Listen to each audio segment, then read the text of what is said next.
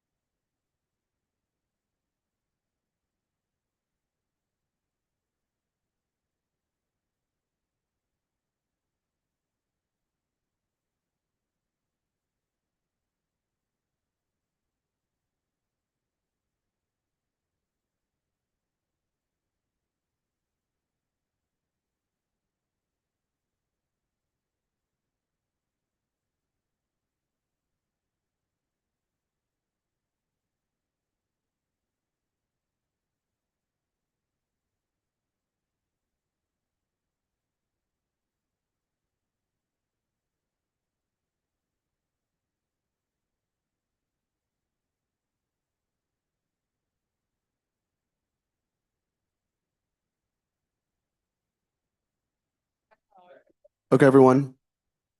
I'm going to call this meeting to order. I call this meeting to order on Tuesday, December 2nd at 7:08 p.m. Are there any formal amendments to the agenda?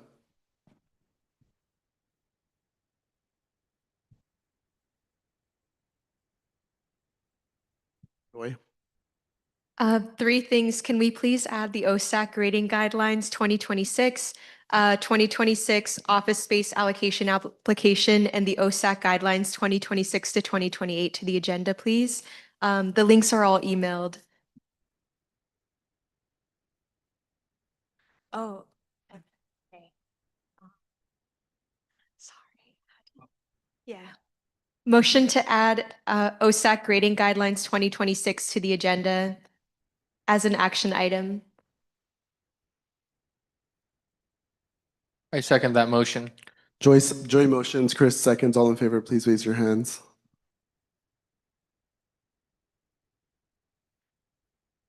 Please lower your hands. All against. All abstaining. With a vote of 10 to 0, that is added onto the agenda. Okay. Again, Joy. Motion to add 2026 office space allocation application as an action item to the agenda, please. Is there a second? I Is there a second your second? motion. Joy motions, Chris seconds. All in favor, please raise your hands. Please lower your hands. All against. All abstaining. With a vote of 9 to 0, that is added onto our tonight's agenda. Motion to add OSAC guidelines 2026 to 2028 as an action item to the agenda, please. Is there a second? I second your motion. Joy motions, Chris Espino seconds. All in favor, please raise your hands. Please lower your hands. All against. All abstaining. With a vote of 12 to 0, that is added. Very good. Okay. Can I motion to add an executive session for personnel matters? And Diego motions, Tommy seconds. All in favor, please raise your hands. Please lower your hands. All against. All abstaining. With a vote of 12 to 0, that executive session for personnel matter is added onto tonight's agenda. Can I also add an action item for discretionary funding for, sorry, give me a sec. For $2,000, $2,065.35 from the discretionary USAC funding. Is there a second? Second. Diego motions, Divine seconds. All in favor, please raise your hands. Please lower your hands. All against. All abstaining. With a vote of 12 to 0, that discretionary funding request is approved for tonight's agenda. Chris? May we please remove the academic success referendum fund and the travel grant mini fund from the agenda? Removing ASRF discretion, ASRF funding.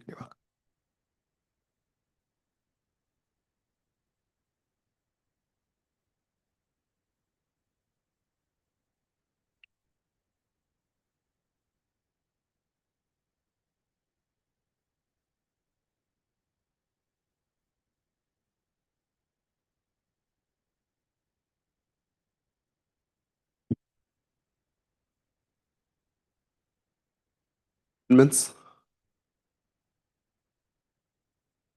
Divine? Can we please strike ARC allocations? And for old business, could you rename the link to article, or like what it's listed in the bylaw change, Article 4, Section I, number 4K? Please, thank you. Article 4, Section I, number 4K.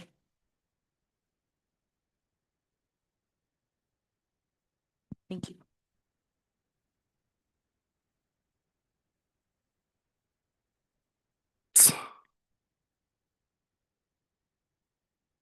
If not,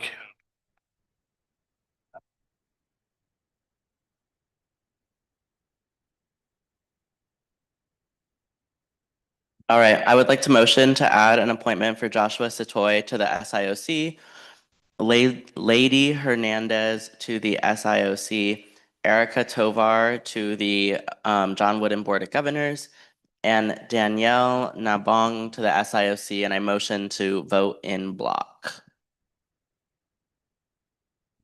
is there a second? I second. Tommy motions, Daniel seconds. All in favor, please raise your hands. Please lower your hands. All against.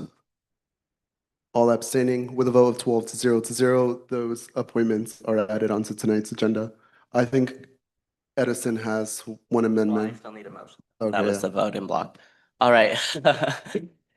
All right, now I would like to motion to add an appointment for Joshua Satoy to the SIOC, Lady Hernandez to the SIOC, Erica Tovar to the John Wooden Board of Governors, and Danielle Nabong to the SIOC. I second. Tommy motions, Daniel seconds. All in favor, please raise your hands. Please lower your hands. All against. All abstaining. With a vote of 12 to 0 to 0, those appointments are added onto tonight's agenda. And then Bethany, and then I think Edison still have amendments. Hi, can I please strike capital contingency allocations as well as contingency allocations? Thank you. Edison? Hi. Could we strike the Community Service Transportation Fund and Community Service Mini Fund from the funding allocations? And then also for appointments, I'd like to motion to add Emily Drew, appointment for Emily Drew to the Student Risk Education Committee. I believe it's a consent-based appointment.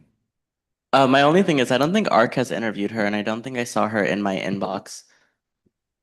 Yeah, because I think it's a consent-based appointment. So as we have done for the previous appointees, I've just forwarded them to like Diego or like there's people that I've talked to about the role already. I just know that all other consent-based appointments this year have been interviewed by ARC. I don't know. I think it's fine if they don't get, but okay, we can just do it anyways. But just for future reference, we still interview them all. Oh, okay, sure. Are these the final?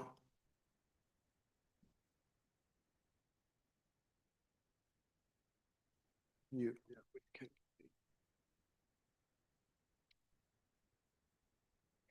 Sorry.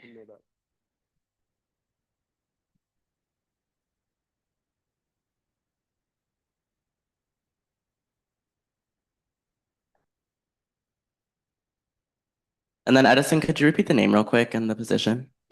Emily Ju for the Student Risk Education Committee.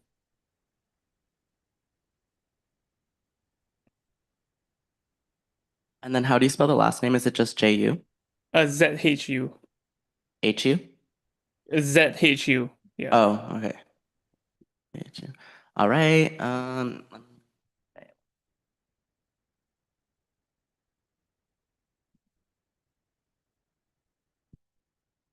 right, I want to say thank you to the vice chancellors. We'll be making you panelists officially right now.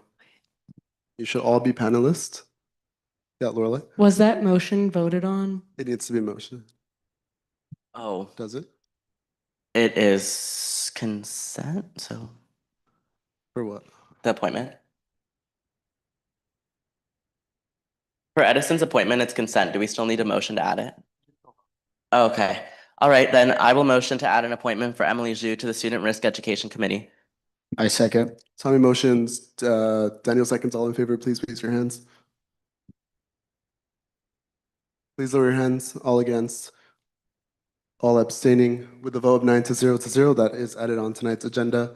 Can we please get a motion to finalize tonight's agenda?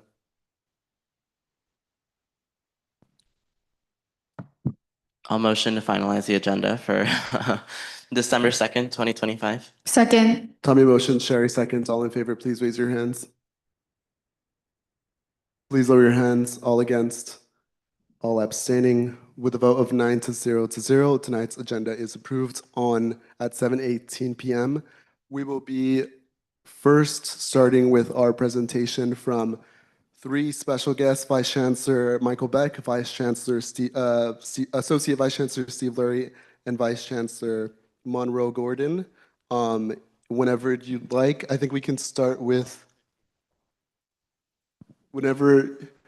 We can start, I think we can do introductions in that order. So Vice Chancellor Beck, and then AVC Lurie, and then Vice Chancellor Gordon. When you'd like to start your introductions, feel free to do so.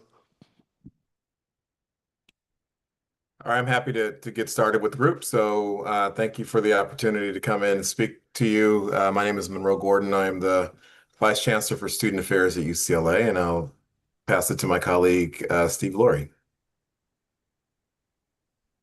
Hey, good evening, everybody. Thanks so much for having us. I'm Steve. I'm the Associate Vice Chancellor in the newly formed Office of Campus and Community Safety. Lots of familiar faces in the room, so great to see y'all. VC Beck. Good evening. Thank you for inviting us. Michael Beck, I'm the Vice Chancellor for Administration.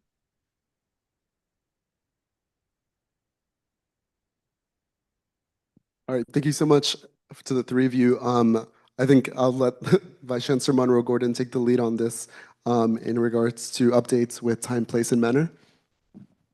Yeah, I mean, I'll get started, but I think really it's been VC Beck's office that has, I think, spearheaded and done a great job, really a multi-year job of getting us where we are with the time, place, and manner. And then, of course, AVC Lurie and his office that has a very a strong position in making sure that we are looking for the community to comply across the board with time, place, and manner. I mean, I'll just start, Diego, by saying that I know that the committee had some questions about the updates to the time, place, and manner, maybe even the process that was initiated in terms of how we looked at moving forward with it, and then potentially how going forward we were going to look at a fair way to ensure compliance across the board. So with that, maybe VC Beck, maybe I'll start with you, just some information on how we got here today and how your staff did a great job of pulling all this together. Thank you. And of course, it was a group effort and a campus-wide effort. So many of you may recall that September of 2024, we issued a interim policy for the multiple policies associated with time, place, and manner. Simultaneously open it up for campus community feedback, which we received feedback and then spent the year both receiving the feedback and then analyzing and making adjustments to the policy, and then issued the final policy in September of this last year. As part of the issuance of the policy, issued a web page or a microsite that provided additional information as well as a graphic, a micrographic, or that enables people to sort of track some of the key components as of the different policies, because we recognize that it all four of them combined add a significant amount of content. And then also added on the website an opportunity for people to share their concerns about potential violations of the policy so that those could be followed up with the appropriate entity. I think that might be easiest for certainly from my perspective and the others might be to listen to your questions and then go down the direction that's of interest to all of you. Of course, thank you. We'll start off with our first question we had submitted from council. How does the university and your different departments plan to work with UCLA Events Office to ensure that conflicting events don't occur at the same time, such as the occurrence during the LSC or Latinx Welcome earlier in the fall? It's a great question. One of the key things is to make sure that all the events are actually coordinating with the events office so that they're aware that the events are occurring. And then there's a process associated with that the events office goes through to try to identify potential conflicts that may have occur either areas of large events in the same area, or they may be actually have differing positions or content that may create a conflict between the two activities, and try and put those at different locations on the campus so that each entity can have their event in an effective and successful way. But I think the most important issue is to make sure and reinforce the having all of the groups, entities that are having events, go through the events office. And for students and student groups in particular, is to make sure they're coordinating with their sole representative in an effort to coordinate and have us help you have the students have successful events. And part of that also includes reaching out to Steve Laurie or to Chief Valenzuela to make sure that if there are some safety concerns or potential concerns associated with the events that are happening that are planned, is to make sure that you're working with AVC Laurie and Chief Valenzuela to make so that we can ensure that the event can occur consistent with the policies, but also effective, and make sure that the message and the intent of the activity can be a success. Hi, Vice Chancellor Beck. It's Tommy, Internal Vice President. So I completely agree with everything you said with regards to student groups and people organizing events to communicate with administrators. I think that's really important. I do think that with the event that was Diego posed with regard to the Latinx welcome, we were in communication with various bodies regarding the event, and I think it kind of showed that there's a bit of a disconnect in terms of the communication between the events office and then external entities, as we were unaware that that event would be happening, but we were in communication with all the appropriate bodies that needed to be. So I'm wondering how can we work to fill that gap or strengthen communication between the events office and campus safety to ensure that we're keeping students and our community safe? So good question. Two things. And one is that particularly on the academic side, or the department side on the campus side, they're not as consistent in working with the events office or sharing their events. So there has been, and there is even today, a possibility that there's a department on campus that's putting on an event that hasn't shared the content of their event with the events office so that they can be able to identify potential conflicts or overlaps. What the team and the events office is doing to help alleviate that is exploring, researching a campus-wide event scheduling system so that everybody, regardless of what event they're putting on, would go through the scheduling system, still allowing departments to have relative sort of consistent scheduling control over their spaces, but allow us to see the larger picture across the campus. There is a current process in place that if all the events are in EOL, that the UC Police Department does have access to and regularly reviews the events in EOL, and then the events office actually works with Seoul and campus safety in reviewing some of the large events. But as Tommy, as you noted, if the academic or administrative department is not using EOL, that may be more difficult to identify that. And the system is not foolproof. We are continuing to work to improve it, but we don't want to sort of add a bureaucratic challenge or additional bureaucratic process to every single event that's occurring when the vast majority of events on this campus occur without any conflicts or any other issues. And so that is also part of the balance.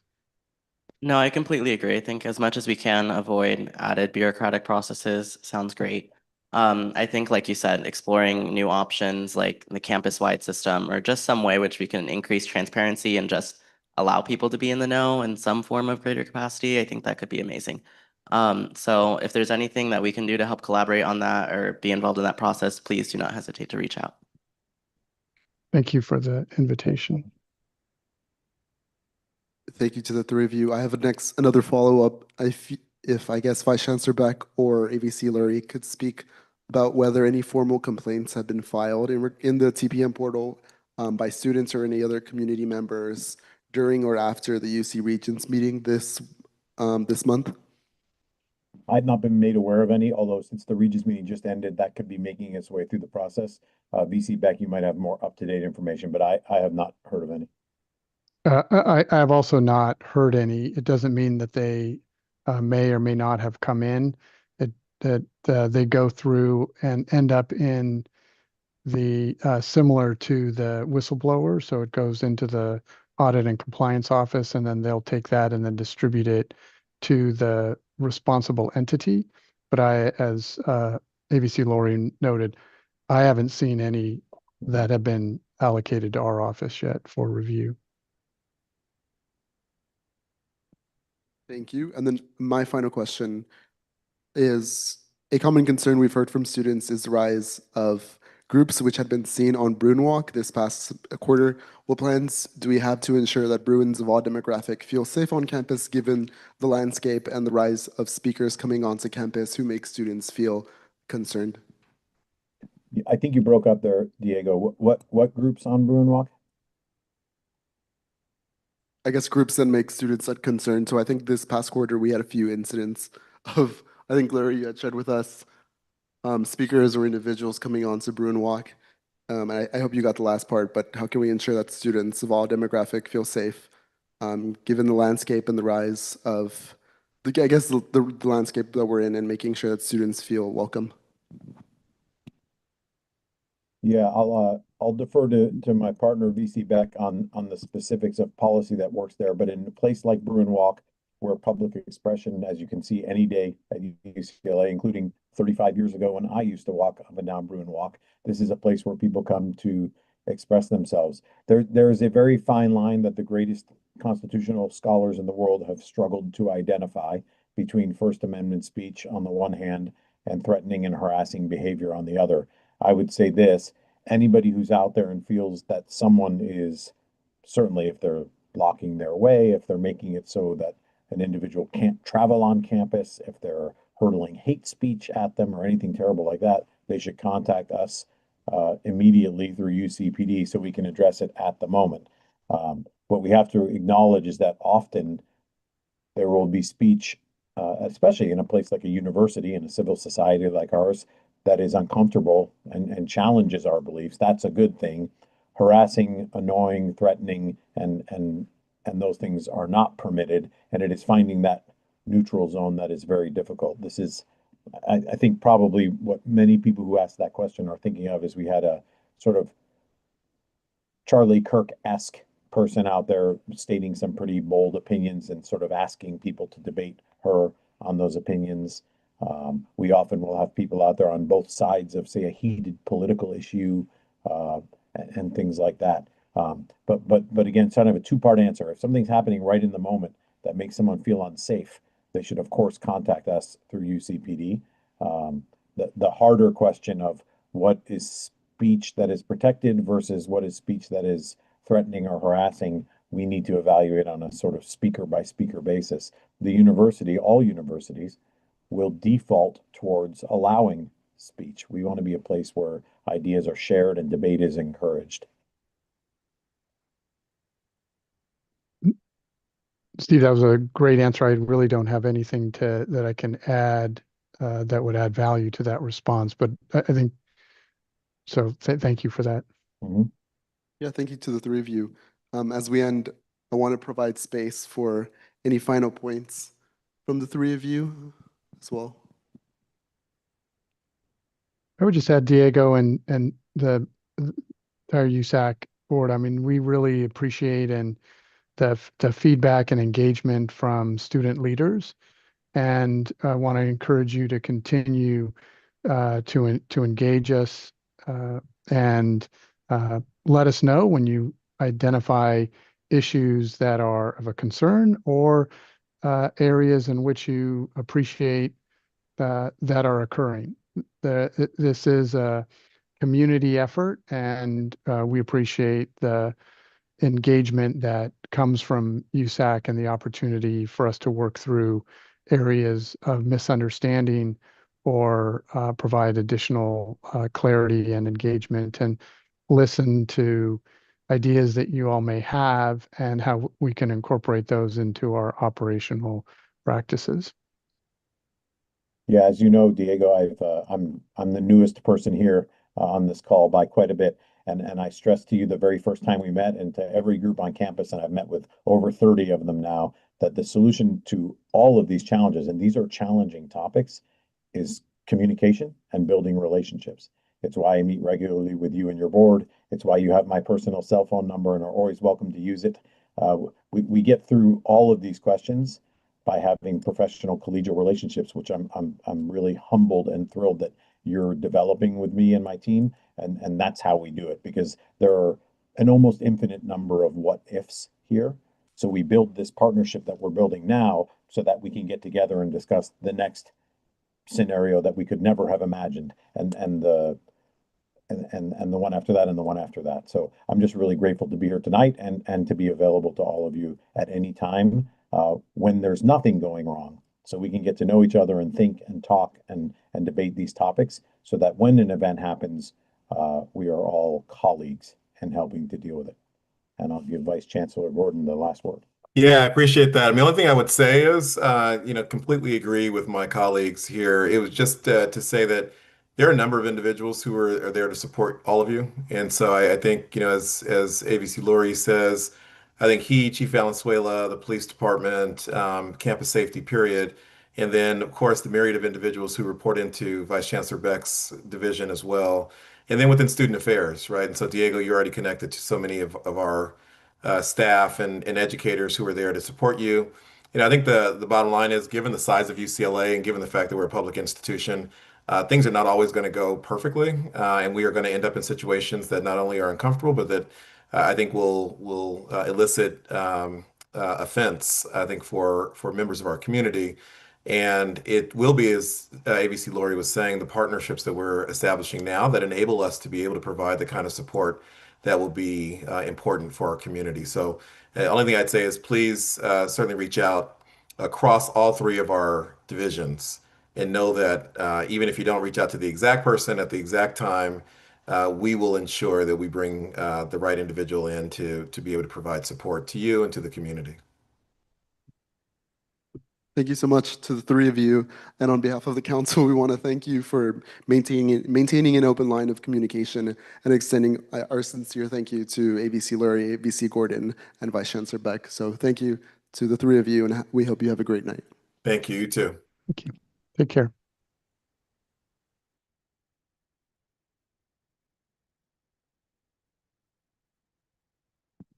All right, everyone, we'll get continued on with our agenda. We'll move on to funding with SFS allocations with Edison. Wait, I'm sorry, backtracking. We'll be moving on to, we're starting off with the approval of the minutes. I hope everyone had the opportunity to take a look at the previous meeting minutes. I know Kendall just sent them. Jonathan, they're from 2 weeks ago, right, Jonathan? There are two sets of them, right? Yeah. It's the 18th and 25th. Mm-hmm.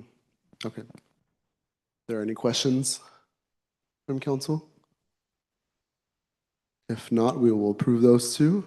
And next, we'll be moving on to public comments.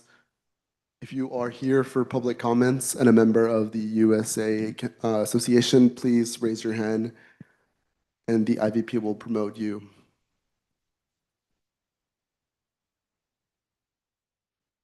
There are no public comments for tonight, so I will close public comment session at 7:38 p.m. Oh, in person? Okay, go ahead. Are you with CalPERG? Okay, that's your presentation, so we'll move. Yeah, sorry about that. With that said, we will close public comment at 7:38 p.m. We will now move on to funding with SFS allocations with Edison. Hi. So this week, SFS recommends an allocation of $7,032.35 to 7 USAC entities and 17 non-USAC entities. Are there any questions? If not, those are approved. We will next be moving on to SWC programming fund allocations. SWC recommends an allocation of $1,071.40 to 4 non-USAC entities. Any questions or comments? Seeing as there are none, the SWC programming fund allocations are approved. Next, we have Bruin Advocacy Grant with Sherry. Hi. Oh my gosh. BAG recommends an allocation of $8,000, or sorry, $8,955.06 to 7 non-USAC entities. Are there any questions or comments?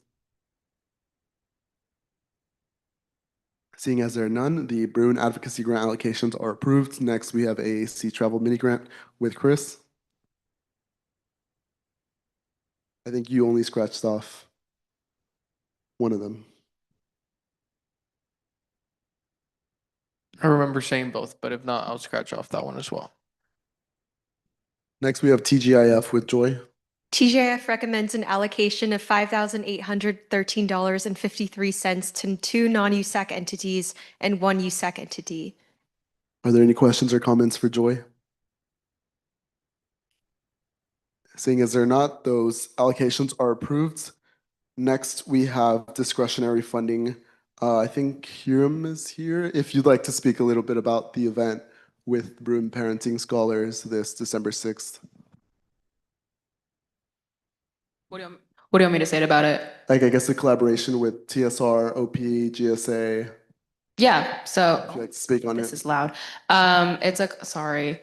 Okay. It's a collaboration with myself, so my office and Diego's office and Naomi, so GSA president, and Bruin Parenting Scholars. And it's a winter warmth, like collective community event. And we are currently gathering donations for the event. It's taking place, I think it's Friday, that's the 6th. No, JK. Friday's the 5th, December 6th is Saturday. It's Saturday. I knew it was the 6th, but I didn't know whether if it was Friday or Saturday. Sorry. But it's this Saturday. But on Wednesday, from around 6 to like 30, we will be doing like basic needs collection. So if you guys have anything you would like to donate for the event, that would be great and very much appreciated. Our student parents need a lot of support, especially going into the holiday season. And we're not only supporting student parents here, we're supporting commuter students and international students that are here for like the longer period of time over winter break. We just want to make sure all of our students and our community at UCLA are supported. So come out and support. So that's the 3rd and the 6th. Are there any questions or comments from council members?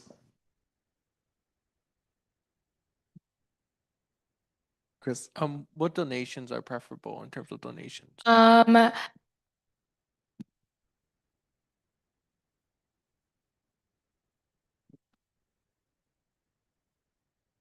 did not plan that, by the way. When it comes to donations, we always encourage like granola bars, non-perishable snacks. Oh my God. And hello. And we're also accepting things for kids. So unopened toys, like stuffed animals, plushies. That's we bought a lot of those using our office budget for kids. But just snacks that don't perish and things for kids to celebrate Christmas. Yeah. If you guys like need more like support financially or like want to partner on stuff, like let our office know because we're more than willing to help out. Of course. Oh my God, we're still looking for volunteers for both the 3rd and the 6th. I will be there all day on the 3rd, but we would appreciate a lot of support like day of the event too. I can just like do an email blast and send out the sign up sheets to everyone so you guys can just pass it around to your offices and we can support our community. Jonathan, quick question for you. I know this is under discretionary right now. Are there any like larger funds we could pull from for this, like contingency, or does it have to be like discretionary? My understanding is there was already a contingency allocation for this, but you know, you all as individual offices are welcome to apply to any fund you like, provided you're eligible. But other than that, no. I think they applied for requested 800 and they only got 200.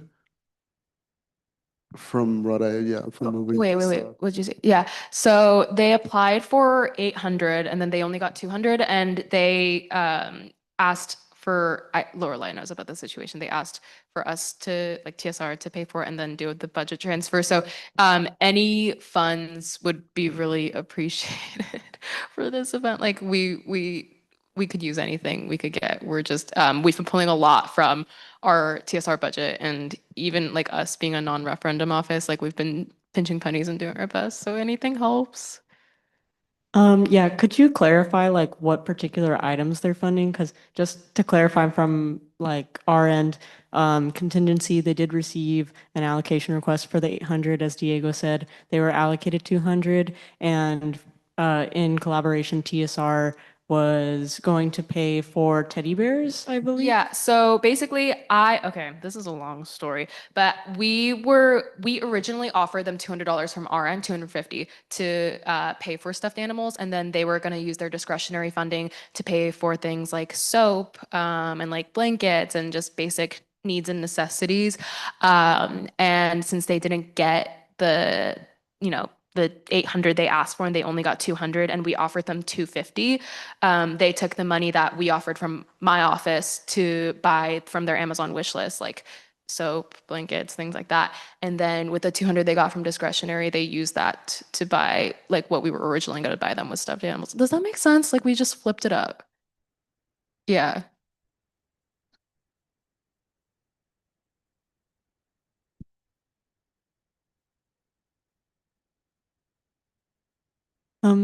Yeah, it might be good to clarify like the cost of each item as well as like, I'm assuming that means that they need 600 as the remaining 200 was spent.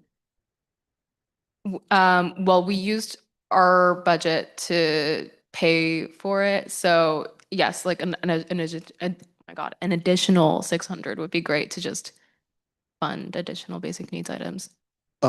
This funding request is for the amount I said, which is for $2,065.35.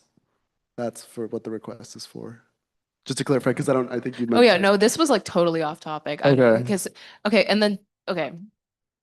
I'm just like digging myself in a bigger hole at this point. But I think okay, because Tommy was like, "Is it possible for us to get additional funding?" I think that was the question, and I was answering that. I wasn't answering the 2001 because isn't that for food? This is a catering order, and the reason we're pulling from discretionary is because it's multi-office and it's multi-association. So we're doing it with GSA.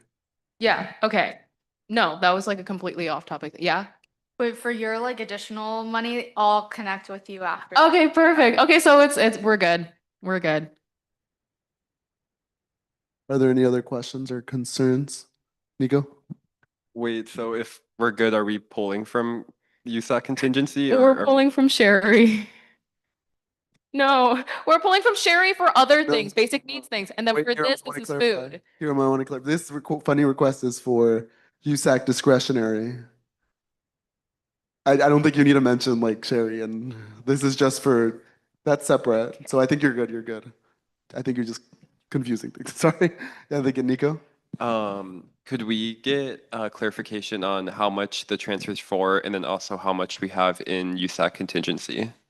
The transfer is for $2,000.65. $2,065.35. And then I think the question. There's $20,000 currently.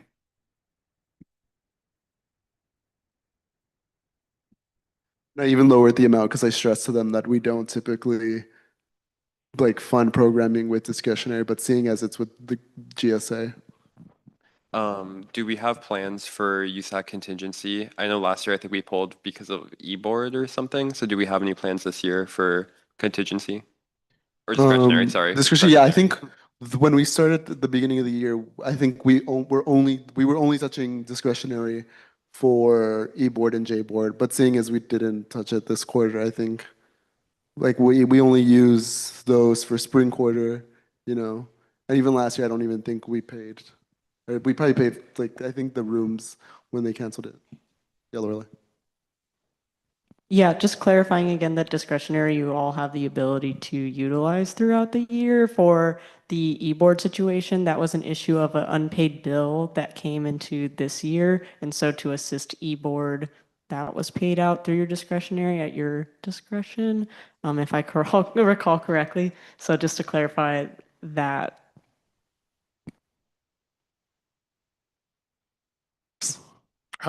My question is more along the lines of what would be the criteria for pulling out of discretionary? Because if I heard you correctly, your criteria is because it's a multi-office and a multi-association partnership that makes it a viable option for discretionary polling. So is that the criteria that is being established, or what would be the criteria? I think the criteria is us as a council supporting it, and I think that's what this vote is. No, yeah, I agree with Yeah. that, but I wholeheartedly agree with it. I'm just asking about criteria so we can get a sense, or other offices who are also interested in I mean, I think, I don't know if I can answer that now, but I think the criteria, what we had in mind at the beginning of the year was like probably just J board and E board.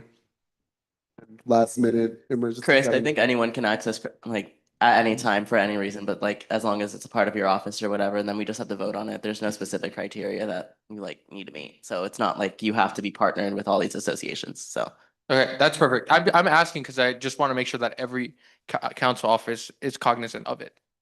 Yeah. There you go. All right. Are there any final questions?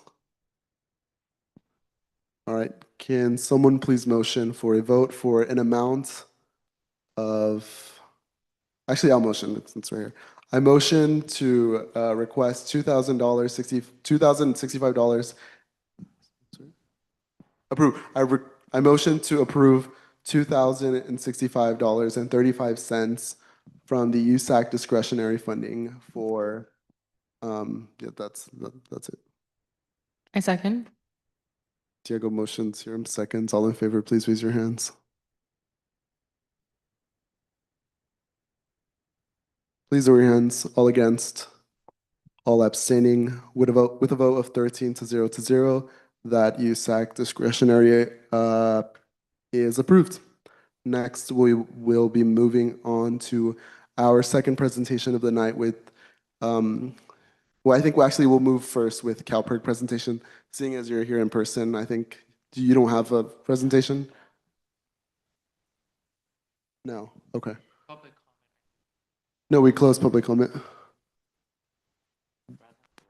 Okay, we'll come back to you, sorry about that. We'll move now to UCLA Residential Life presentation.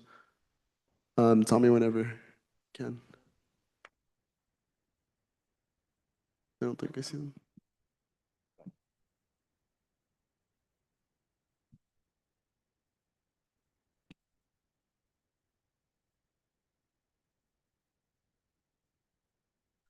Just whenever you're ready, you may begin. I believe you have a presentation for us, and I hope you have access to share that with us. Hello, everybody. Idris here from Res Life. Thank you so much for the invite. Let me make sure Melissa, who has a presentation, is on. Do you see Melissa Febic in the room? No. Oh, she told me she had joined.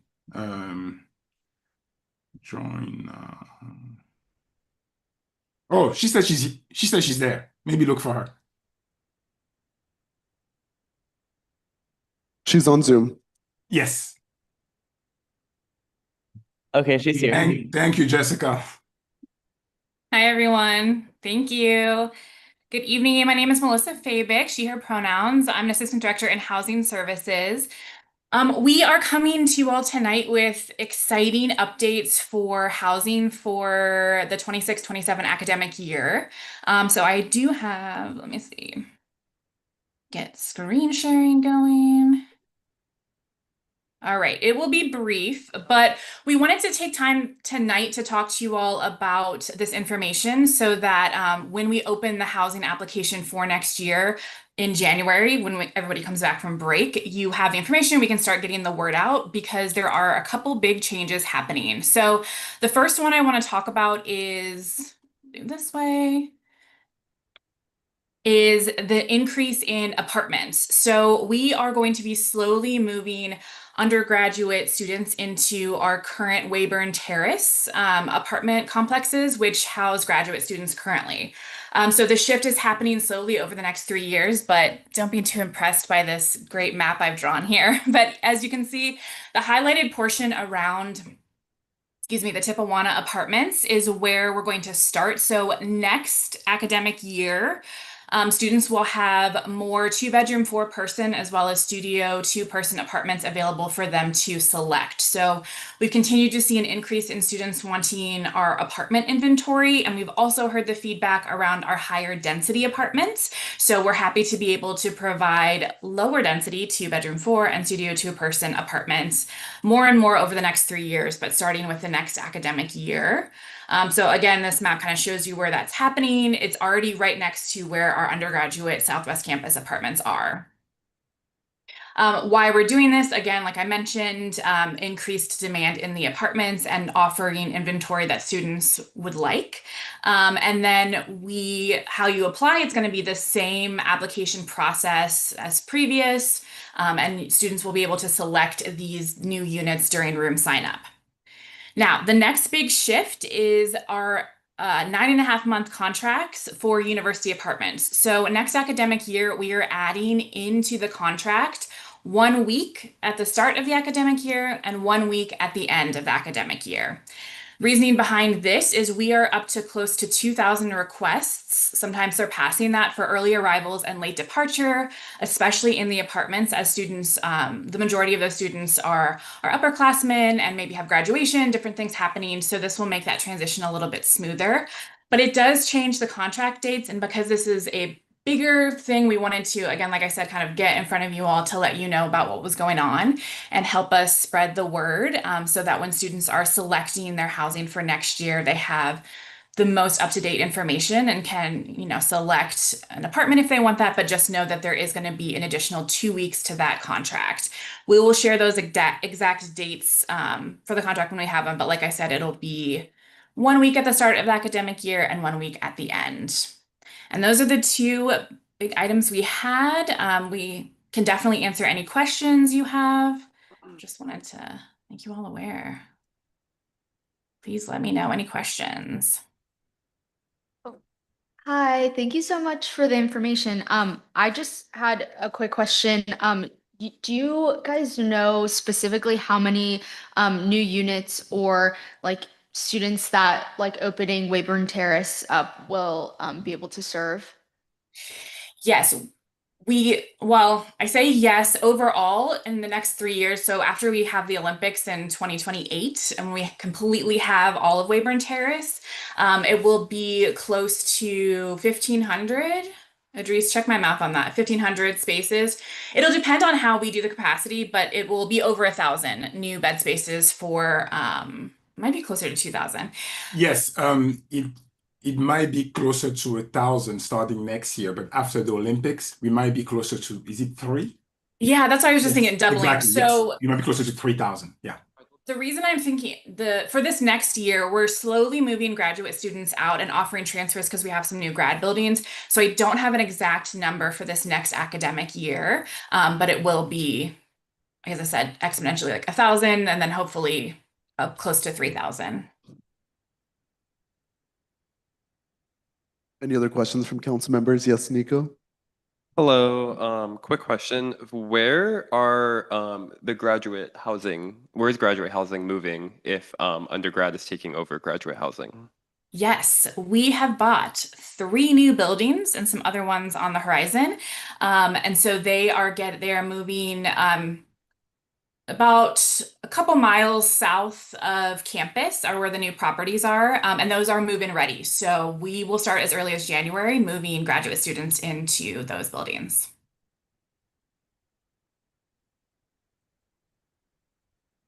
Hello. I am somewhat curious to know if some of these, because of course the demand is there.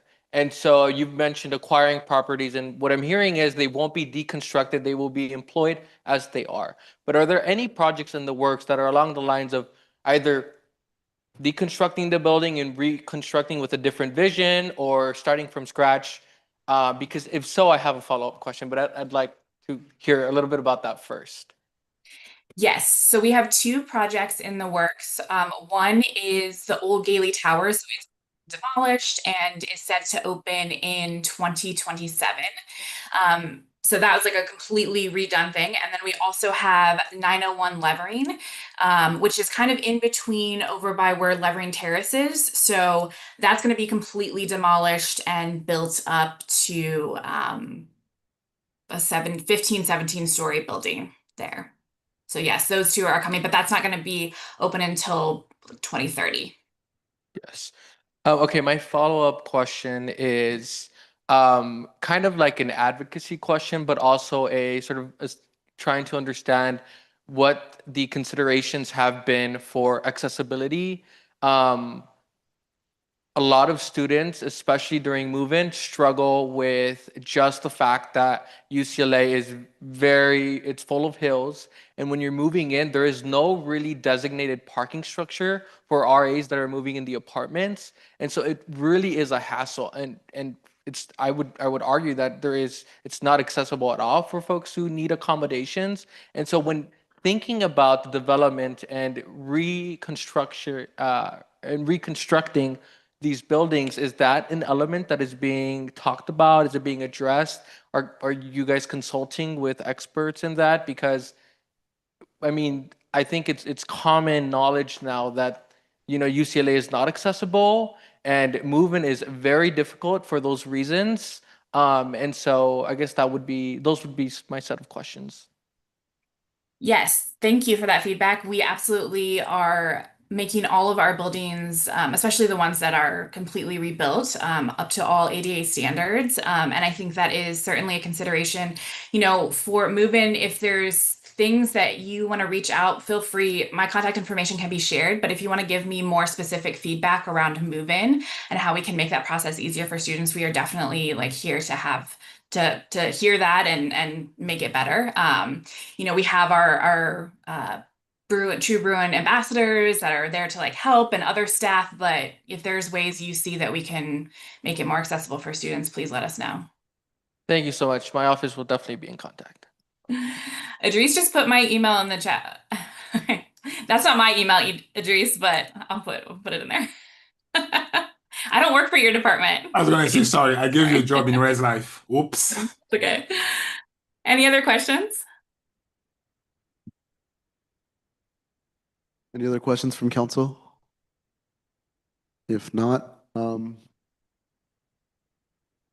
want to say thank you, unless you two have any final points to make. Just want to say thank you to Tommy and Diego, especially. This was a last-minute request, so we appreciate you all fitting us in your schedule. And good luck on finals to all of you. Thank you. Thank you. Thank you. Have a good night. Thank you. We hope you have a great night. Thank you. Next on our agenda, we have our CalPERG presentation. Sorry about that.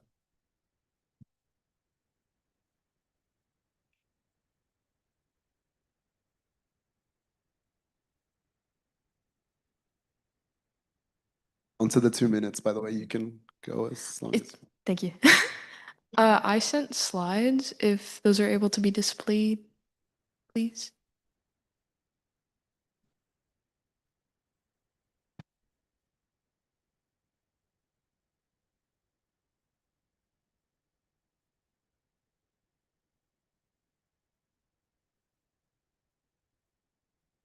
Thank you so much. Thank you so much. Good evening, USAC. Thank you. First and foremost, thank you for allowing me to present today. My name is Betty Mogollon. I am the current chapter chair of CalPERG Students. And yeah, we do this every quarter just to show all of the cool things that we've been doing and share our volunteers and interns, really cool achievements and how we've been really actively engaging with not only UCLA, but organizations outside in LA County. So first up, thank you, is our organizational structure. So CalPERG's overall mission is to train student leaders to act on problems that affect the lives of all Californians and to promote solutions. We do this by combining the energy of students with the expertise of professional staff, including advocates and organizers who work both on and off campuses to advocate for the public. Our lovely organizer was Catherine, who actually went to UCLA back in 2020 and was the vice chair, as Ori left to New Jersey to help the NJ Pergs. But yeah, our statewide, we're kind of separated into multiple different chapters across the state, and we have an overall statewide organization. Could you swipe? Sorry. Yep. Thank you. Yeah, we have chapters at 8 of the UCs as well as other state universities. Total, we have 35 chapters across the US in our bigger sister organization called Student Pergs. In California, we have 36 elected student members. Where we just vote on budgets. We vote on the statewide league campaign, and we approve new campaigns that we want to run at each campus. In our statewide executive committee, we have 6 students elected from the board of directors, and they drive statewide priorities. Fun fact, 2 of those statewide directors actually come from UCLA. Speaking of UCLA, thank you. CalPerg at UCLA. So this quarter, we've been able to have 61 volunteers, 21 interns. We educated 2,700 people through class presentations in the first 2 weeks of fall quarter, and we have 16,000 people on our email list, which is pretty cool, and some cool campaigns that we've been running. Next slide. Thank you. Next slide. Our first campaign is Save the Bees. So the goal for this campaign is to urge Governor Gavin Newsom to come out in support of banning coating seeds in neonics. If you haven't heard us waving at you down at Bruin Walk saying, "Hi, do you want to save the bees?" We did that for 2 weeks. So yeah, because of those efforts, we were able to gather 850 petitions. We hosted 2 tables at the Mars Vistas Farmers Market and had the honor of being posted in their blog, and we signed up 1,303 due-paying members to help us with this push. We garnered dozens of photo petitions, and we hosted several educational events. The next campaign that we've been running, thank you, is our New Voters Project. So our goal with this is to help institutionalize voter registration and create a culture of voting on campus, as well as implementing the Stanford structure. We held several educational events across campus. We held dozens of tables to help with visibility on Prop 50, and we're currently working on making a voting coalition with all of the political parties on campus. Our next one, we have Zero Hunger. The goal for this is pushing Chancellor Frank to commit to his promise of making UCLA hunger-free by the end of the year. We actually added on another branch to address the SNAP cut benefits, and we were supposed to have a press conference. However, due to 100% chance of rain, we weren't able to do it. But winter quarter, we will be hosting that. So every other week, we went to Nourish LA with a group of minimum 5 volunteers. We made 100 meals in a week for Downtown Women's Center with a group of volunteers. We gathered hundreds of petitions throughout the quarter. We held several educational events to show students other resources they could go to after the SNAP cuts, and we collaborated mainly with Downtown Women's Center and My Friend's Place. And another one of our campaigns that we ran is Oceans. Our goal was to push the Fish and Game Committee to vote yes on expanding marine protected areas. We were supposed to do this by week 7, but the Fish and Game Committee isn't going to make an actual vote until February, so we are continuing this campaign. So the weeks that we didn't go to Nourish, we would have Saturday bi-weekly beach cleanup events. We hosted several educational events throughout the quarter in the form of ocean trivia, and we collected hundreds of photo petitions as well as physical petitions. Next one. And then our final campaign, which is a pretty recent campaign. It's only been here for, I think, 3 weeks, but we've done a lot of cool work with it. We want to convince Los Angeles City Council to pass a local ordinance requiring clothing companies to donate or repurpose overstock clothing by 2026. To further expand upon this, H&M and other companies such as that basically use all their unused clothing and will burn them in large piles. And this is like hundreds of thousands of clothing that can just be given away to people who need them. So we held 2 swap events, and we had over 70 people at our first October swap event. We hosted a repair workshop in the makerspace, and though it's recently started, we have another event on December 6th, which is another swap event, and we plan to do much more next year. Next one. Some organizational highlights include CalPERG had our fall kickoff. So each quarter, we dedicate a lot of time to have our biggest meeting of the year where we invite a bunch of new volunteers. 65 new volunteers came to our largest meeting of the year this quarter. And we had many lovely associates. We had 5 associates from Environment America who joined us. It was quite amazing to see how many students were very interested in environmental change. And yeah, that then leads us to our pledge drive. Thank you. So CalPERG students is funded through a voluntary opt-in fee of $10 per quarter. So we spent 2 weeks collecting 1,300 new due-paying members this fall for an entire year. That gives us basically $40,000 in funding, as we are a nonprofit organization. So this greatly helps. And it also helped us build grassroots support for our Save the Bees campaign. We had so many beekeepers come up and so many people take photo petitions in our little bee cutout. So that was really fun. And we signed up 556 hours, and we had 33 volunteers pledge like 3 hours a day in those 2 weeks. So shout out to all of them. And another really cool highlight that we had is, next one, please.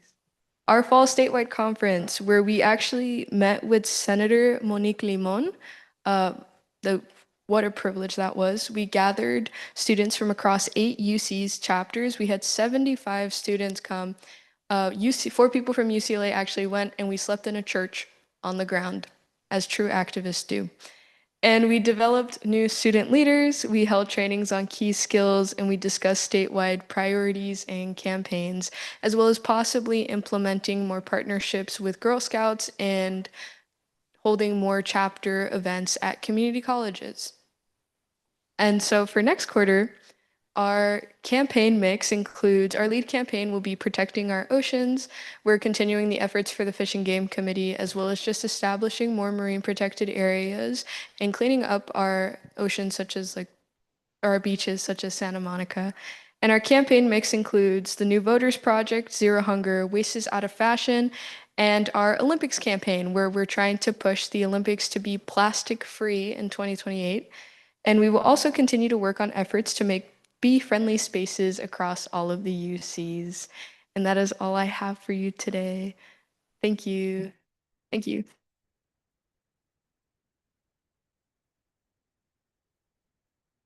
Thank you. Next, we have our media proposal presentation with Academic Affairs. Are they here in person? That's okay. Hi, thank you. And I also think I have a presentation that should be on the agenda. If you could put that on the screen, that would be great. Thank you.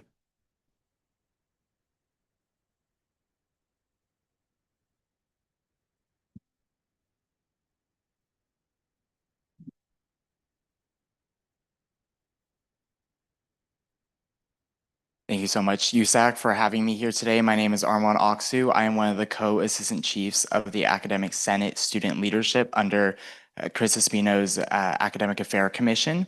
So I just want to say that this presentation is, while I will be giving it to you guys, it could not have been done without our Director of Marketing and Publicity, Katie Chan, who really did a lot of amazing work for this, and who, if you guys have any questions at the end of this, will be the point person to reach out to. Next, please.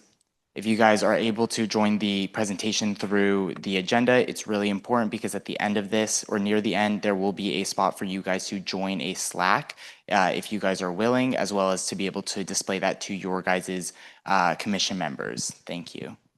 So really the main point of this presentation is there's 3 points. There's the problem going on at UCLA, and summed up very shortly, that is that there's information that students should be aware of that students are not aware of. And then the current media, this is talking about the current ways that students can get this information and the shortfalls of that. And then the proposal, which is creating a streamlined network to be able to use all of USAC's offices in order to be able to get out information as well as to gauge information from students. Thank you. So recent problems, one example of this is that the DOJ actually came up to and created an agreement with the UCLA administration to release sensitive information about students, such as their names and different detailed information who were mentioned in discrimination reports. This is extremely alarming because this is sensitive student information that is that was pretty much sold off by our administration. Yes. Clarify for the record, like that has not been like concerned. So I know this is like live streamed. So I just don't want to like create mass panic here, but I know Berkeley's the only one that's confirmed. I don't think UCLA is as far as our meetings with the chancellor. Oh, we're talking about the names. yeah, no, this is, sorry, nothing has been confirmed, yeah. Yeah, so just for the record. For the record. Thank you so much. I apologize for the misinformation then. That was reports that I had received from a faculty member that was involved in these meetings, but I will urge you guys to listen to USAC's leadership. Thank you. But things like this that is going on in the background that students are not aware of to start with is extremely alarming. And there is many things like this going on within the administration, what's going on with our budget, things like that. Pretty much anywhere that students are involved, students are unfortunately not being very brought in and not being told what's going on. Next page. So here's a list of a lot of current separate disjoint media, and this is ASUCLA Post, other USAC offices, our office specifically, but it's pretty much that in order for information to get out, it's getting out based off of what each of these offices or each of these organizations are aware of and then distributing. And so that's going out to, while it's going out to a mass array of students, the information is not in sync, which means that there are things that perhaps ASUCLA is telling students that USAC offices is not telling students. And where the reason that this is an issue is that there's so many important things that need to be brought out, and really the most effective way we can do this is by uniting all of these disjoint medias. Next slide, please. So the proposal is pretty much we're starting with USAC and we will expand it out to these other disjoint medias, but we want to create a Slack channel that would involve each one of you guys as well as the directors of your marketing and publicity teams or whoever you have that would handle your social aspects of your offices, creating a Slack organization so that way if you guys have a thing that you think is concerning to students, that you guys will be able to send it there and be able to actually get meaningful post about this, a meaningful outreach. I know that we currently have the Instagram chat, but however, that is limited more so to Instagram posts. And this would be able to give a lot more detail so we can get out things like, I know my office has a newsletter that would go out. And then the main point of this is to both get outreach so students are aware of what's going on. And really, I think the next important thing is about getting polling, because I know as every single one of you guys go into any single meeting with the administration, it's really important that they know what students are believing and really being able to see facts behind that. It's really good to be able to bring numbers into every one of our meetings, and especially when it comes to the academic senate, they really want to see proof of issues that students have so that way they can take us as a valid authority. Next slide, please. So yeah, I kind of glossed over this, but that's exactly what it would be. We'd have our Slack channel. There's more information on this if you want to read into it or if you want to propose it to any of the members of your office. If we go to the next slide, there is going to be a QR code so that way you guys can join this. You guys can do this later if you need, as well as if you guys have any office members that would be most applicable to getting this information out. And the following 2 slides are going to be, again, more information over what I just talked about of the 3 different topics. And so if you guys need more information later, you guys can look at those.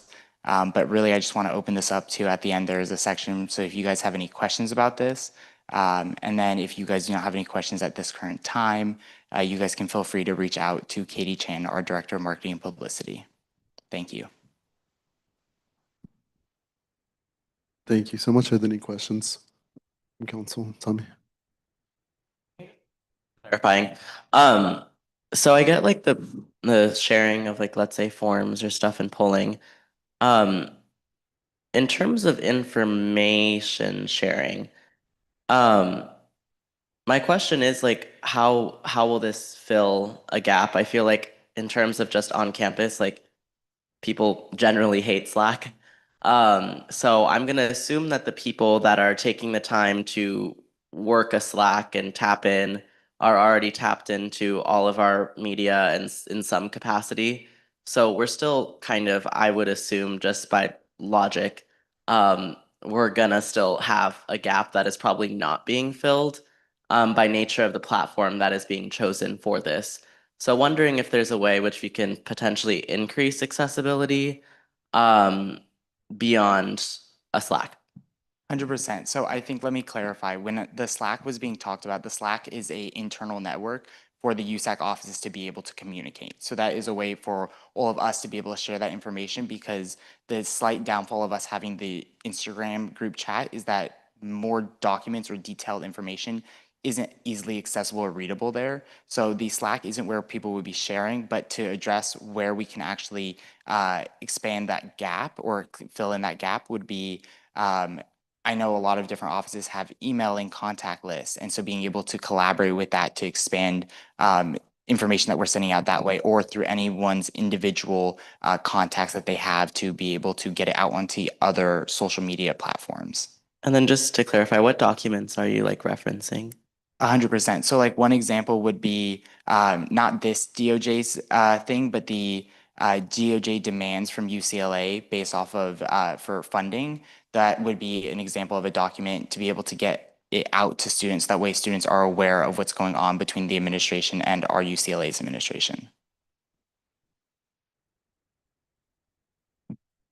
I guess, and just like, so when things of that nature are like big, like I do think council is very on top of putting out stuff.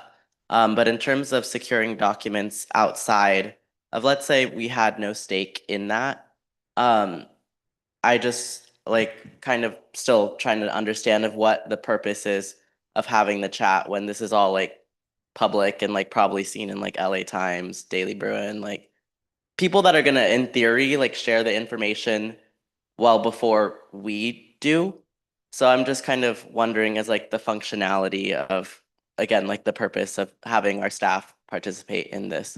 Of course. So I think really the priority for this would be for the polling. I think that's the strongest aspect. I think since we're setting up this system so that way we can poll students from every one of our offices, it's about how can we maximize and utilize this system. And so it's just a secondary aspect on top of us being able to poll, is us being able to push out information just one more way in case there was anything that was falling through the gaps. And I know, like you're saying, there are a lot of reputable sources that publish information. And I know that there's a lot of students nowadays that are simply not looking at information that large and might be more accessible through Instagram or things like that, where they'll see it through one of the USAC offices or something like that.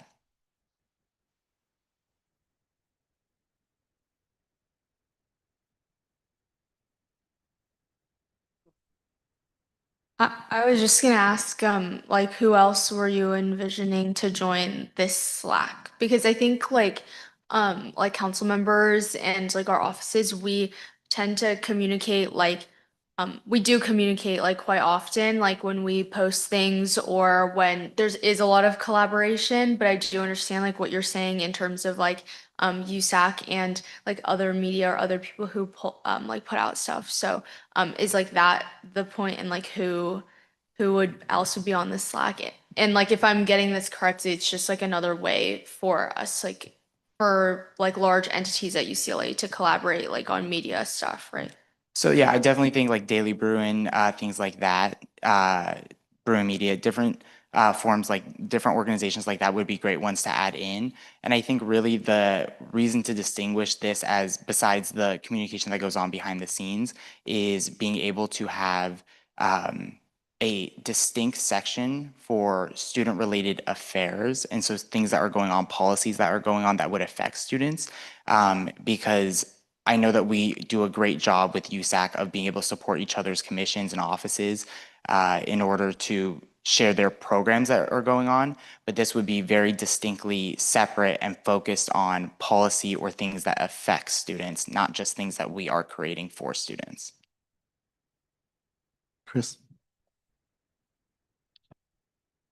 Armand, is this more along the lines of also trying to improve the communication that different between staff members of different offices? Yes, I think this would also be, I think it is another form of communication, and if it's done well, I think it would be a streamlined version, which I think would improve communication between different organizations or different offices, like you were saying. Yeah, because the LA Times is not covering USAC business, right? Yeah. And if they do, it's probably going to be once in a blue moon, if at all. 100%. Final question, if there are any. No. We'll end the presentation there. Thank you so much. Thank you so much. Next, we will be moving on to our appointments. Is there, oh, we actually no. We have to amend the agenda tonight for appointments. Tommy, would you like to share? We have one appointment carrying over from a couple of weeks ago. I would like to add an appointment for Keilani Kainoa Rivas to the CRC. Motion, I don't think you motioned. Oh, motion. I motioned to add. I thought I did. Second. Is that Hannah? Tommy motions, Hannah seconds. All in favor, please raise your hands.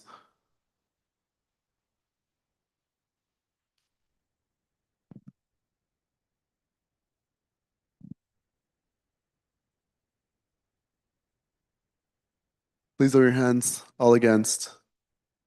All abstaining. With a vote of 10 to 0 to 0, that appointment is approved. Wait, Tommy, can you clarify? She is SAOC. Then, quick question. So the applicant in question applied for CRC on the website, I want to say, and then today in the interview they said they had applied for SIOC. Do they have to resubmit? Let me double check the application real quick, but Should we have her on the agenda? Actually, no, we'll just wait. We'll wait like a minute. We're going to be clarifying the name of the appointment for Keilani.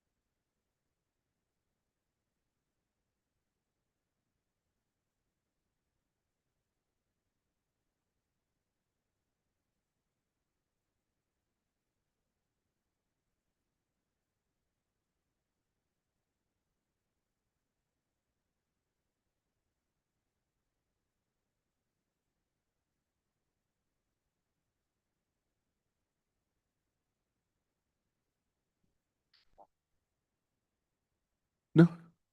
No. Okay, we're good. With that said, with a vote of 10 to 0 to 0, Keilani, what's your last name?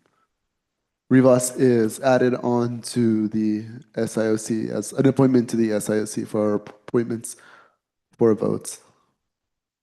We will now begin with our first appointment of the night, which is Tessa Howe with the USA BOD Assistant Chair. Who?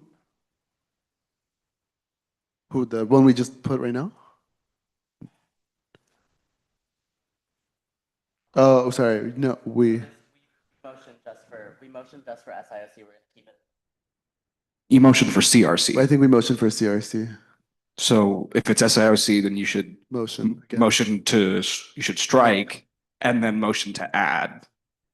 Yeah, it is, I said SIOC and it is SIOC. No, you did CRC. I did. We did CRC. Okay. And then that's when we were like, we're going to clarify. Then let me remotion. For SIOC. I remotion to amend my previous motion for Kaylani Kainoa Rivas to the Student Initiated Outreach Committee. Second. Tommy motions, Hannah seconds. All in favor, please raise your hands. Please lower your hands. All against. All abstaining. With a vote of 11 to 0 to 0, Kaylani Rivas is added on to a Student Initiated Outreach Committee appointment. We will now begin with Tessa Howe for the BOD Assistant Chair position. And then for a breakdown as well for everyone. The way our appointments will work tonight is you get a 1-minute opening statement, you get a 15-minute question and answer period from council, and then you get a 1-minute closing statement. And then the Appointments Review Committee gives their recommendations, and you are finally voted on. Tessa, whenever you see the 1-minute timer, you may begin your 1-minute opening statement.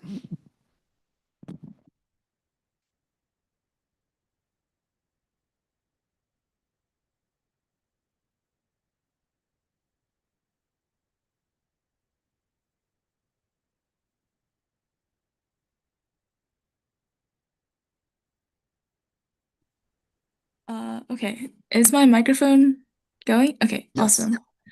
Okay, so yeah, thanks for having me. It's so great to hear, what kind of goes behind the scenes at UCLA. But yeah, so let me introduce myself. I'm Tessa. I'm a second-year stats data science student, and I think I'd be just like a good fit for this role because I've been a part of like multiple student organizations here at UCLA, and it's really awesome to see like how much how much work that students can do with the amount of funding that they get.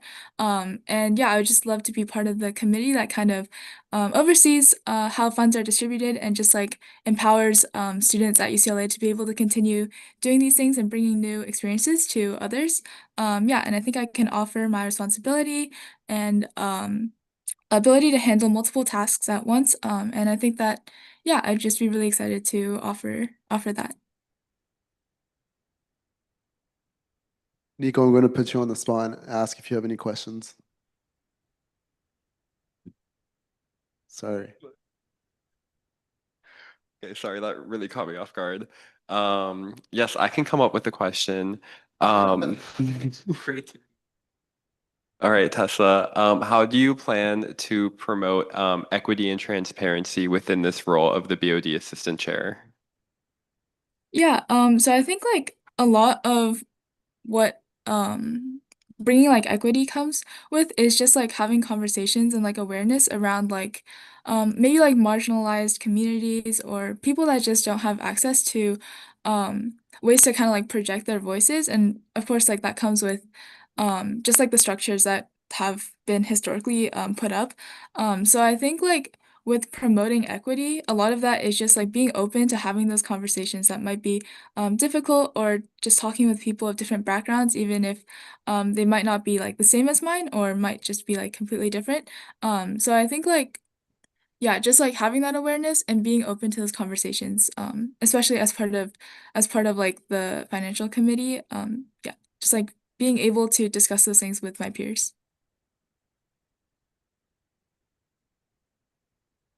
Are there any other questions from council? If not, thank you, Tessa. We'll now be moving on to your 1-minute closing statement. Yeah, okay, yeah, so I'll let the timer go. Okay, awesome. Yeah, thank you for this opportunity to just like interview for this position on finance committee. I'm like aware of like how much importance can be put on this role because it is dealing with finances, and that has implications for, you know, um different communities, people with different backgrounds. So yeah, if I'm selected, I will do my best to uphold the standards set by USAC and the Finance Committee, and it will be my ultimate goal to be able to bring diversity and also like equity in terms of like funding to like all student organizations on campus. Thank you. Can we please get recommendations from the Appointments Review Committee? Tessa presented a strong interview to ARC, prioritizing the needs of our non-traditional, marginalized, and transfer students when it comes to funding. Aside from displaying a strong understanding of the role, Tessa additionally placed an emphasis on equity. She wants to see a UCLA where students are educated on the marginalization of communities, and we are excited at the prospect of seeing Tessa in this assistant chair position. With a 3-0 vote, ARC recommends Tessa for this appointment. Thank you. Are there any comments and questions from council members? If not, can we please motion for a vote? Yes, Nico? I motion to appoint Tessa Howe to the BOD Assistant Chair for a 1-year term. Second. Nico motions, Hannah seconds. All in favor, please raise your hands.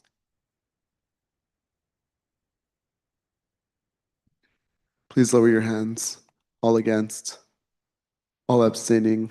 With a vote of 9-0, Tessa Howe is appointed for a 1-year term for the 2025-2026 academic year as BOD Assistant Chair. Next, we will be moving on with Joshua Sitoy for the Student Initiated Outreach Committee. Joshua, whenever you're ready, you may begin your 1-minute opening statement.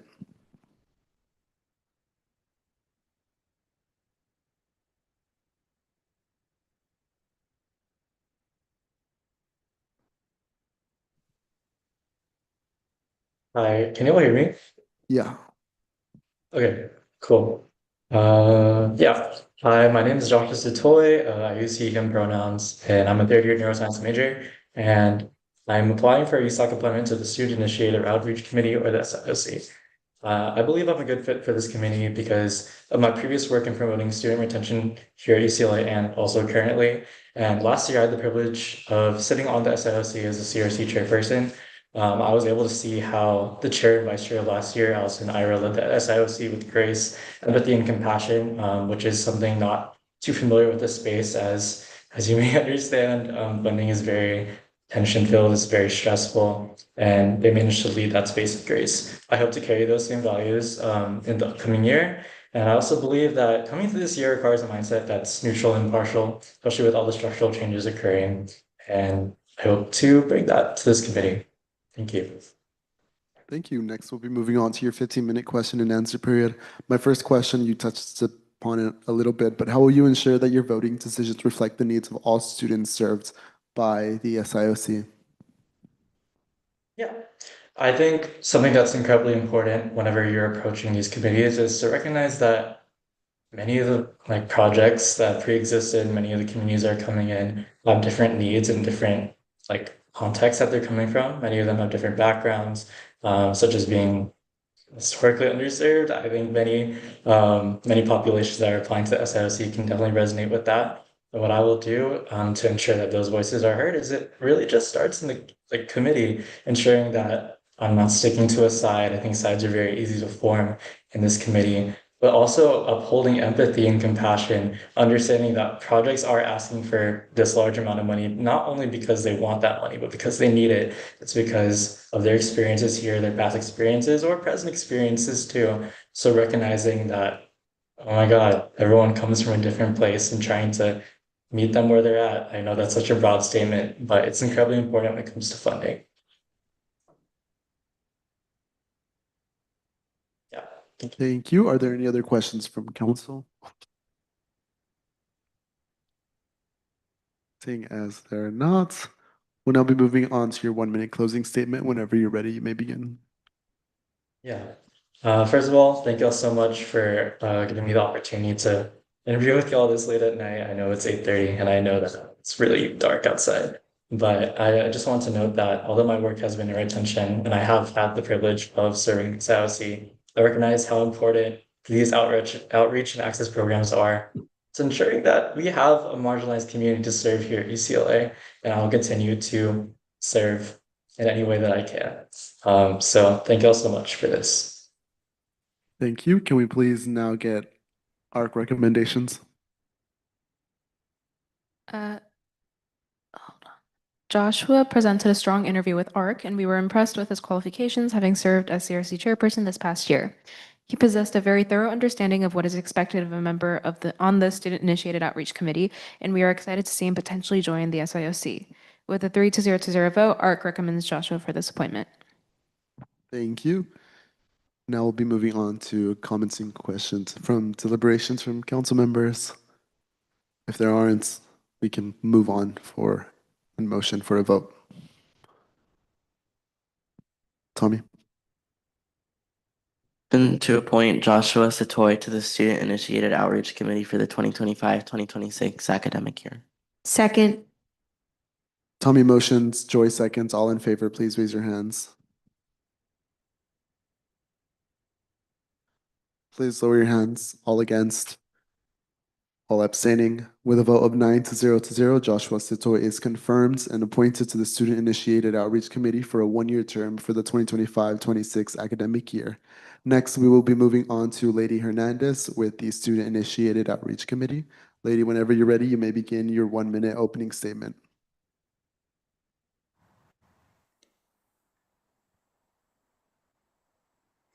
Yeah. So, hi everybody. My name is Lady. I'm a fourth year double major in education and psychology, and my pronouns are she, her, ella. I'm applying for the Student Initiative Outreach Committee because I want to support and advocate for underrepresented students' access and retention in higher education. As an undocumented student myself, I understand the impact that these mentorship and outreach programs can have on student success and belonging. So, I would love to contribute my perspective to ensure we are supporting our diverse student body.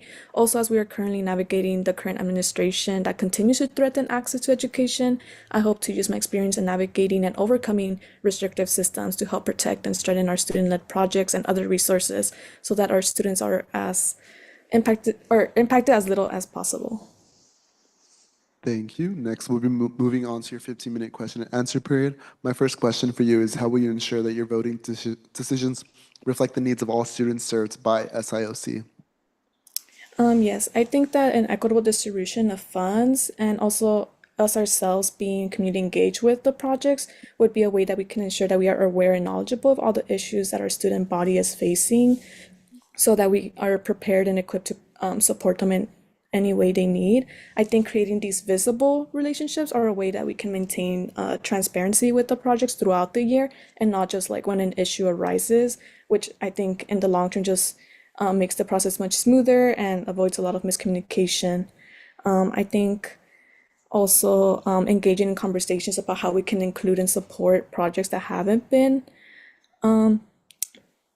involved in these spaces, such as the Youth Spark and AB 540 project, would be a way that we can make the SIOC a place that supports all of our diverse students. Thank you. Are there any other questions from council?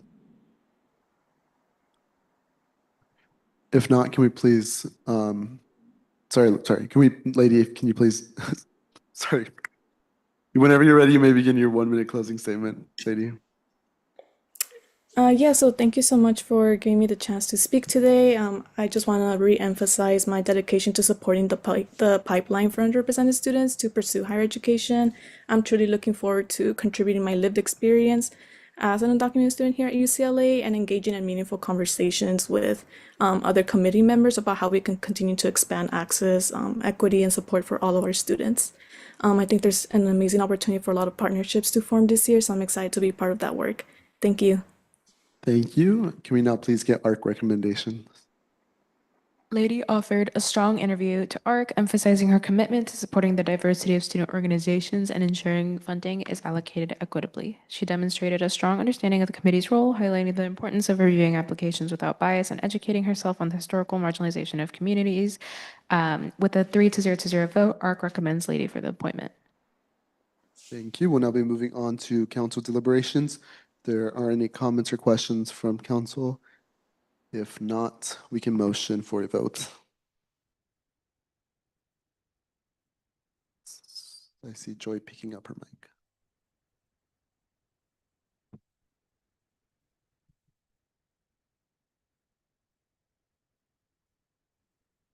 Tommy? I can do it. I motion to appoint Lady Hernandez to the Student Initiated Outreach Committee for the 2025-2026 academic year. Second. Motion's Joy, seconds. All in favor, please raise your hands. Please lower your hands. All against, all abstaining. With a 10-0 votes, Lady Hernandez is appointed to the Student Initiated Outreach Committee for a one-year term for the 2025-26 academic year. Congratulations, Lady. Next, we will be moving on to Erica Tovar with the John Wooden Board of Governors. This is a consent item. Joy, I don't know if you want to add anything. Nope, sounds good. If there are no opposition from council members, Erica Tovar is appointed to a one-year term for the 2025-2026 academic year for the John Wooden Center Board of Governors. Next, we have Danielle Nabong with the Student Initiated Outreach Committee. Danielle, whenever you're ready, you may begin your 1-minute opening statement. Hello, everyone. My name is Danielle Navong, and I use she, her pronouns, and I am a second year majoring in political science with a minor in global studies. And I am applying to be a part of the Student Initiated Outreach Committee since outreach has always been deeply personal for me. As an immigrant, I understand how access, guidance, and really representation can completely shape someone's educational path. And I've experienced firsthand just how overwhelming navigating unfamiliar systems like higher education can be without support, which is why I am passionate about spaces like the SIOC that prioritize community-driven and student-led empowerment, because who better to support students than their peers? And so I want to contribute to building pathways for students who may not see themselves represented or who feel uncertain about accessing higher education.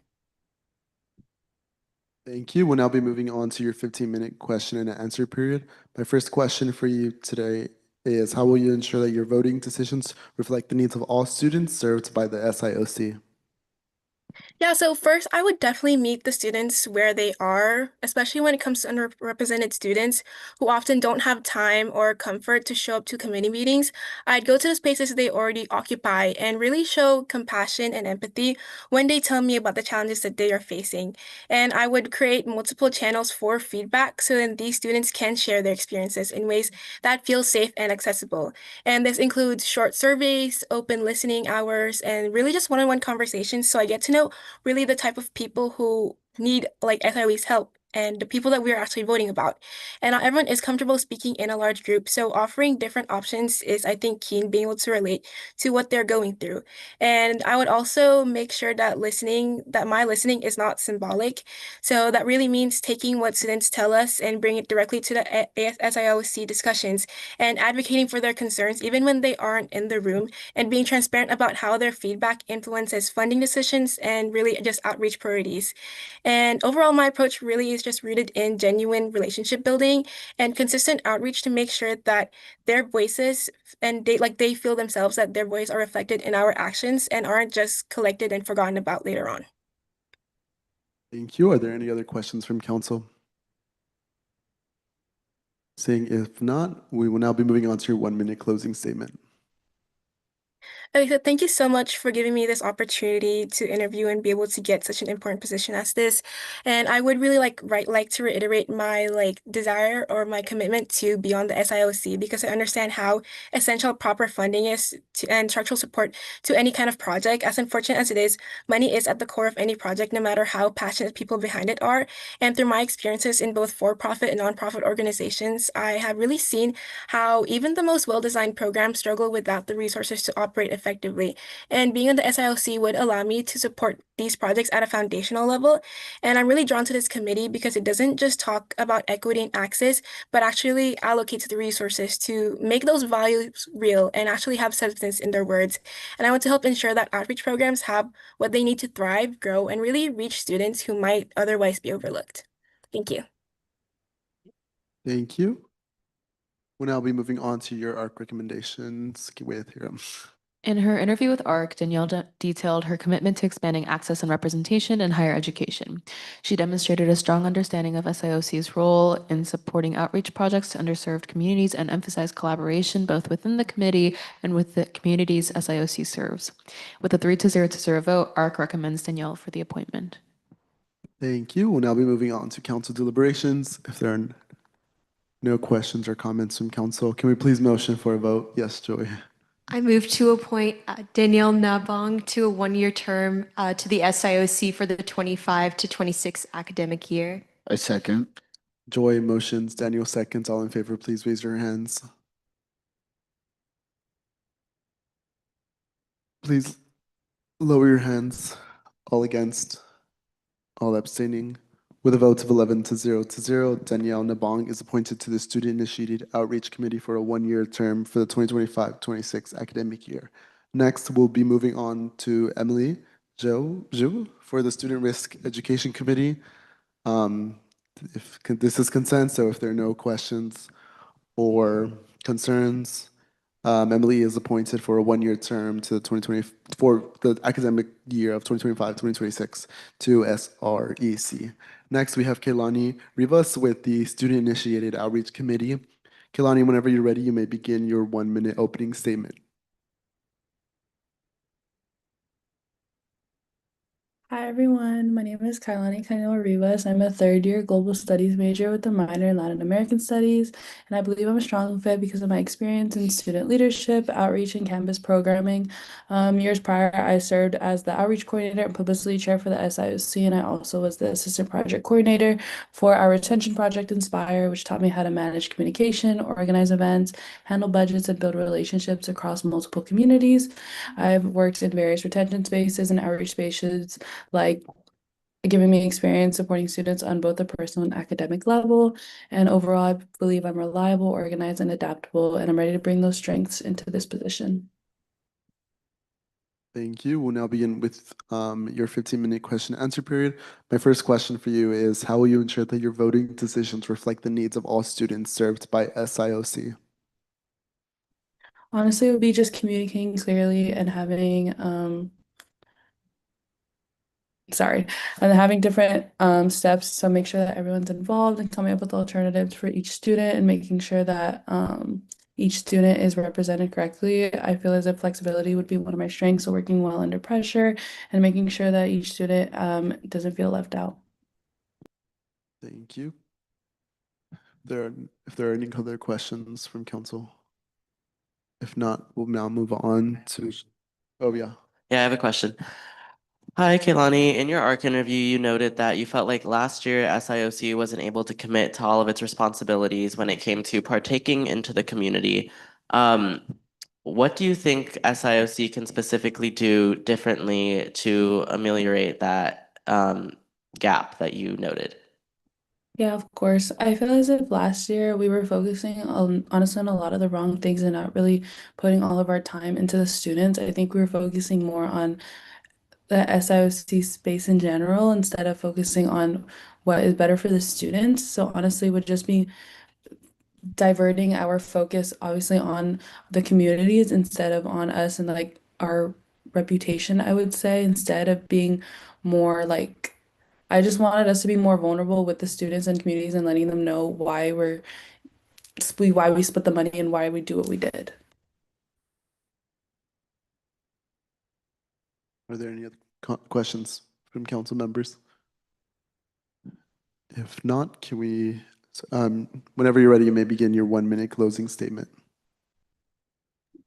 Thank you. Thank you again for everyone for your time. I want to close by emphasizing the values of my work, which would be collaboration, communication, and consistency in every role that I've held, whether it be coordinating outreach, running publicity, or supporting project teams. I've learned how important it is to show up for students and create spaces where they feel supported. I would definitely bring professionalism, strong follow through and solutions, making sure that I adapt fast and making sure that each community we serve feels heard and respected. Thank you, and I look forward to the possibility of working together.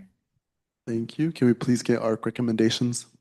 Kehlani communicated a clear vision for her role in SIOC, grounded in her leadership experience, her service background, and her prior year on the committee as outreach coordinator and social media director. She emphasized the need for SIOC to strengthen its community connections, manage budgets equitably, and expand transparency initiatives. With a 3-0 vote, ARC recommends Kehlani for the appointment. Thank you. We'll now be moving on to deliberations. If there are no questions or comments from council members, can we please motion for a vote? Yeah. Joy. I move to appoint Kailani Kainoa Rivas to a one-year appointment to the SIOC for the 25 to 26 academic year. Second.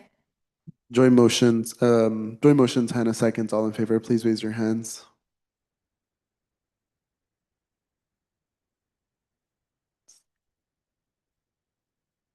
Please lower your hands. All against, all abstaining. With a vote of 12 to 0 to 0, Kehlani Rivas is appointed to the Student Initiated Outreach Committee for a one-year term for the 2025-2026 academic year for the Student Initiated Outreach Committee.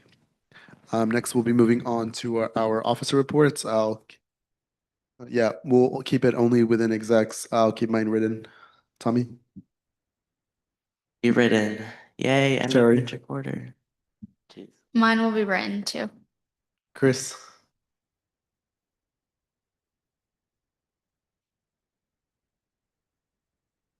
Mine's not going to be written, but I will just say something quickly. We launched the application for the Fostering Connections mentorship pilot program. Essentially, it's again, the point of this program is to provide a mentorship to transition age youth who are interested in going to college. So our cohort will be of 20, 10 mentors and 10 mentees. Mentors will receive a $350 stipend for their participation, and mentees will receive $250 for their participation. It's going to be a 2-quarter pilot program starting in the winter. And so applications are active right now. So I encourage all undergrads at UCLA to apply, but you don't have to be a UCLA student to be eligible, but you do have to be an undergrad to be eligible. So even our folks at USC can apply, maybe Pomona College, anyone really can apply. As long as you're an undergraduate student who's interested in learning about transition age youth and helping provide support.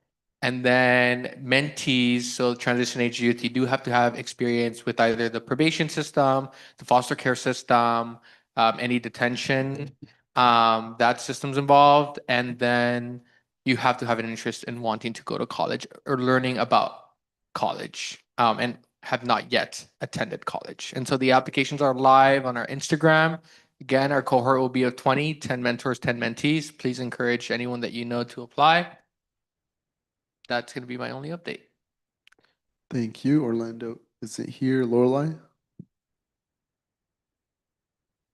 Hi, everyone. Reminder, I put it in the Slack. Last chance to submit feedback for Rec Tracker or Purchase Card or Forever Hold Your Peace. In addition to that, another reminder to submit requisitions. It's week 10. I know that finals are right around the corner, but better to get them in either this week or the week right after finals so you don't have to worry about it. In terms of the deadline, which is January 9th, which is the first Friday of the first week. So better to do it now than later and forget any of the purchases you've done and not be able to be reimbursed.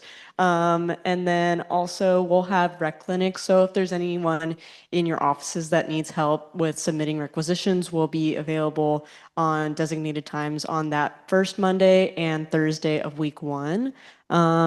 And beyond that, for those that are online, I have cookies for you if you're able to stop by our office and pick them up as a little treat to get through the next 2 weeks. That's all I have.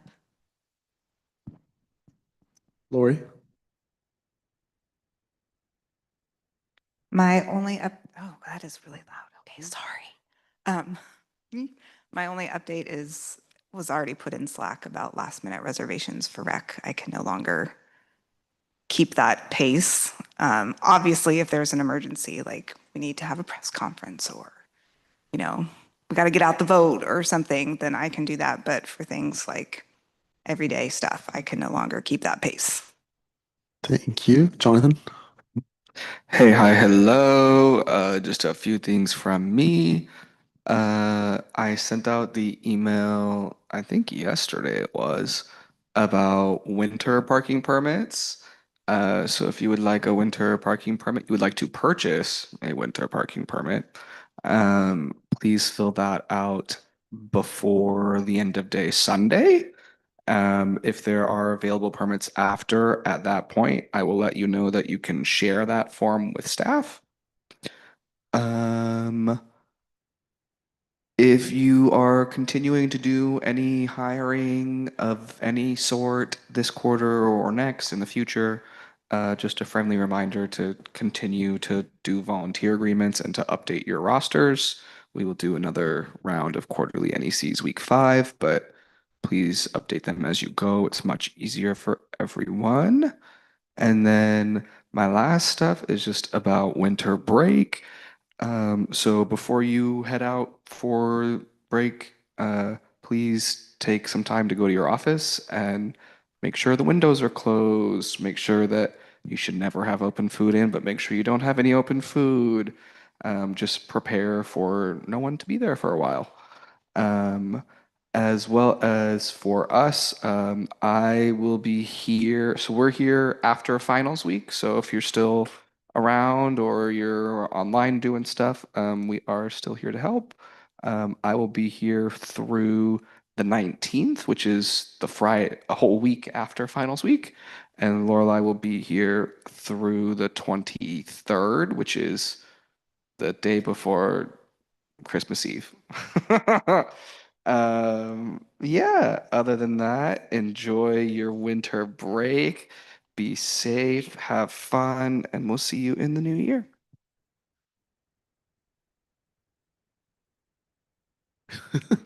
Next, we'll be moving on to our bylaw change with Divine. If you just want to review it again or vote. There has been a change since last week. I know last week was written as an appointment. So I just want to clarify it's not going to be an appointment anymore. The bylaw change is specifically just adding just like another duty of the CAC commissioner, which is like how we have like our 9 series in ARC. Now we're just going to add a committee that's in support of immigration retention advocacy efforts. And so what this will be doing, it's going to start off by like the person who's going to hold the person who's going to hold this role will do like presentations in USAC about immigration retention efforts that are going on at UCLA and maybe also the broader LA community, but definitely focus on like the students here first. Does anyone have any questions about that? Oh, and yeah, and it'll be paid from CAC's budget. So again, not an appointment, just an internal CAC position. Thank you. We might have to wait. Do you have a question? Oh, we might have to motion to bypass CRC, right, Tommy or Jonathan? 2 weeks, or we, because this was introduced last week, are we good? Yeah, you're good. Can someone please motion for a vote? I do have one question. Is this necessary then if it's not like coming out of USAC's budget and it's just like an internal CAC thing? Like, does this need to go in the bylaws or? I think for consistency, no? Or because I think usually the bylaws are just like appointments and stuff. I don't know, but Yeah. Oh, yeah. I get the confusion because last week I had written it as like a stipend like appointment position. So I had changed it's no longer like an appointment or anything like that. And yeah, like you're right. I don't need to like really state that it's stipend just for like transparency. But just like how all like the different series are listed in the bylaws for CAC, this is just like a new thing that's being added, just like how ARC is also on there as well. Yeah, just for general info, like your section of the bylaws is your playground, if you will. What Divine and I talked about today or earlier was like, what is something that, say COVID were to happen tomorrow again and things go offline, and then in 2 or 3 years things are ramping back up, that you want someone to go back and read your section of the bylaws, like what should they still be doing at that time, right? So it's just a longevity piece. Thank you, Jonathan. Can we please get a motion for a vote? Tommy. to approve bylaw change to Article 4, Section 1, subsection number 4, subsection K. Second. Tommy motions, Sherry seconds. All in favor, please raise your hands.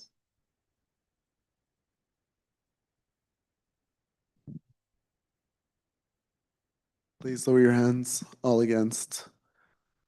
All abstaining. With a vote of 12 to 0 to 0, the article for Section 1 bylaw change for Cultural Affairs Commission is approved. Next, we'll be moving on to the bylaw change with AAC.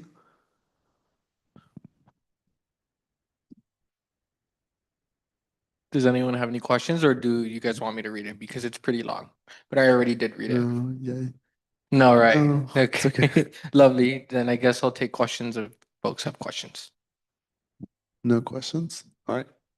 We can motion for a vote.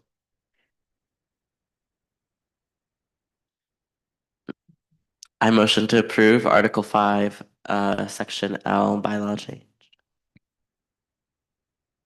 Second. Tommy motions, Divine seconds. All in favor, please raise your hands.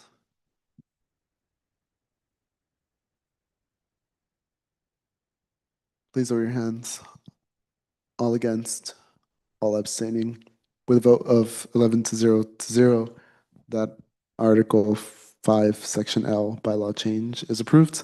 Next, we have another bylaw change with Hiram. If you would just like to discuss it or I mean, have a nothing has question. changed. It's just the committees like do not the The appointments. ones that are getting removed, right? Huh? The ones you were removing from your bylaws. Yeah, I'm sorry. This is so annoying. Can you just click the X? I cannot access the captions because of the ones that are getting removed or like they do not exist. Exist anymore? Yeah, Okay. same one. Can we please motion for a vote? I motion to approve the bylaw change to Article 2, Section C, subsection 5, subsection O. Second. Tommy motions, Hiram seconds. All in favor, please raise your hands.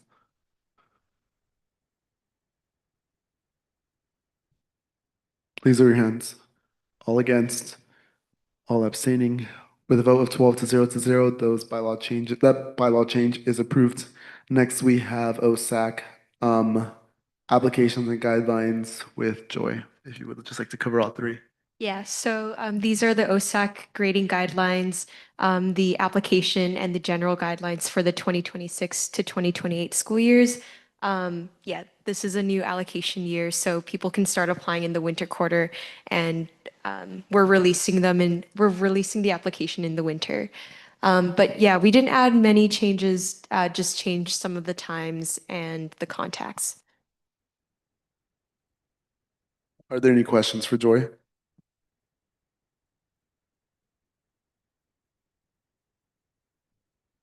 If not, Joy, can you motion to vote them in block? I motion to vote to approve the OSAC rating guidelines for 2026 to 2026 office space allocation application and the OSAC guidelines for 2026-2028 in block. Tommy motions, Joy seconds. All in favor, please raise your hands.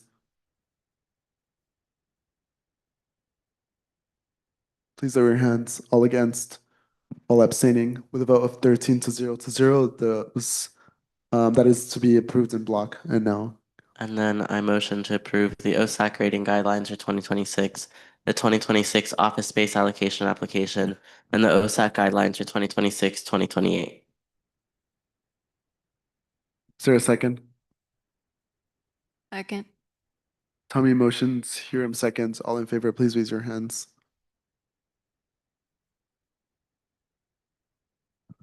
Please lower your hands. Wait, so what did I say? What? Hannah seconds. With a vote of 12 to 0, the OSAC grading guidelines, the 2025 OSAC application and the OSAC guidelines 2026-2028 are approved. Now we will move into executive session. I ask if Tommy can please, do we need a vote? Yeah. And to enter executive session at 9:07 p.m. on 12/2/25. I second. Tommy motions, Daniel seconds. All in favor, please raise your hands. Please lower your hands. All against. All abstain.